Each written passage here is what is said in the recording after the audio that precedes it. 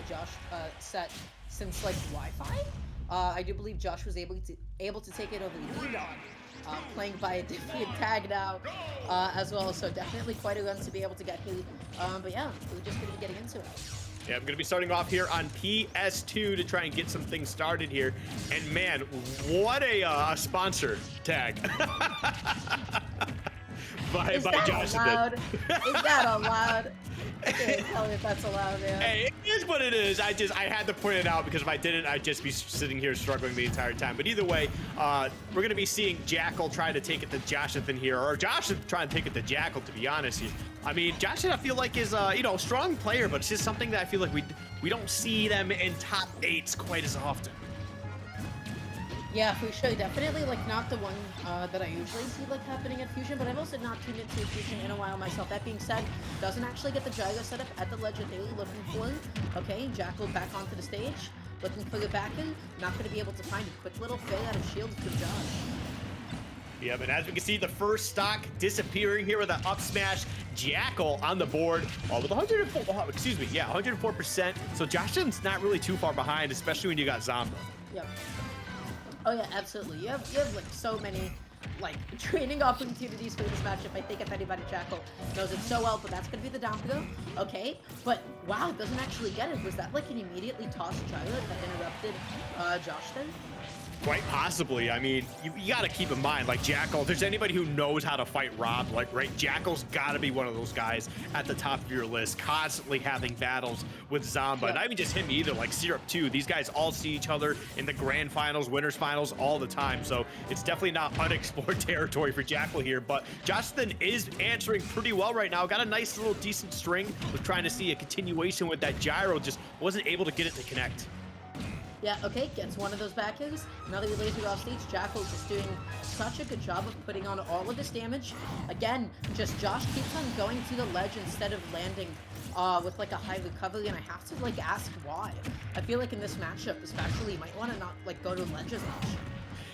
It's probably just trying to find a way to kind of mix up Jakal as best as you can. I mean, it's hard to mix him up. I mean, this guy is Mr. Patience at this point, and when he's got stage control, you may as well just take a hit or two and try to find your way around him as best as possible. But man, Joshathan's trying to go for a Hail Mary up smash there, not going to find it at all. Yeah, Jakal just putting on so much damage. Again, it's just like insane like how fast he can just really make a lead for himself. Right, these two continue to battle it out here for jockeying on position on game 1. We do see Joshathan in trouble, and it looks like that is going to be it. The forward tilt closing that one out. Beautifully played from Jakal, man. That's just what we see from Jakal. That's just Jakal doing Jakal things. Yeah. Jakal, I just feel like it's so difficult to manage, like, or match his damage output sometimes, right? I feel like as a player, he just has, like, such a good sense of, like, his advantage. He has such a good sense of his ledge trapping, like, considering, like, those back hits, right? If he gets the jump lead, he gets the jump lead and gets stuck. If not, he's still in a position, because of how lagless the move is, to cover the roll from ledge on reaction as well. So he always, like, has, like, the 50-50 setup. He's always covering options. And it is just so difficult to like navigate around the situations against him. Right. And I think it was actually interesting too is at the end of that, R.O.B's recovery actually cost him that final stock there, raising his hands to the roof. But either way, we're going to be going to small PS2 here. Jakal with that nice strong game lead at the moment. And you can tell watching that game 1, there's actually a few times where Joshathan was kind of, shaking their head. They're definitely not extremely happy with their play. Yeah. And, Skip, I'm not gonna lie, my stream feed, a little laggy right now. I couldn't even tell you what's going on at this point in time. I have right now a slideshow on my end. I am doing the best that I can. God bless the internet. But right now, okay, actually gonna be able to take a stock. I heard the stock noise. Jakal's got a huge lead right now, only at 16%.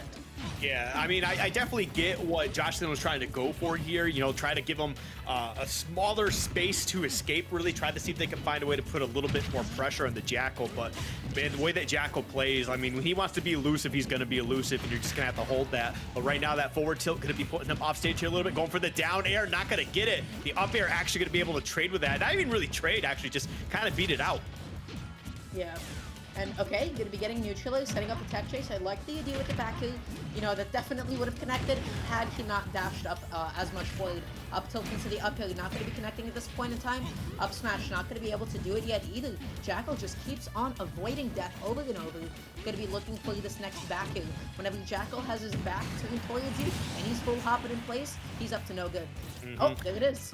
Yeah, man, that back air just gonna be launched out there. I mean, there's like two people that do the whole back air at ledge repeatedly really well. I think Jakal's one of them. White obviously is an absolute monster with his inputs too. So it's kind of like hard. Like you see that strong move coming at you repeatedly over and over again. Just kind of like, what do I do? Because as soon as you roll in, they're reacting to you rolling in. You jump high and you're gonna get hit by it. So it's definitely a tough spot to put yourself into. But we do see a little bit of life coming out from Joshathan here. Got one up air. I think they got caught up on that platform. Yeah, and okay, oh my god, Jakal just putting on so much damage. Again, the failure to the side be absolutely menacing. 112% onto the blade. Looks like the jump out of shield read. Wasn't able to get it. But yeah, at this point, it's so dangerous. Wolf, definitely no shortage of kill power whatsoever. He can clean up those stocks. Jakal can clean up those stocks. So Josh has to, like, avoid death multiple times.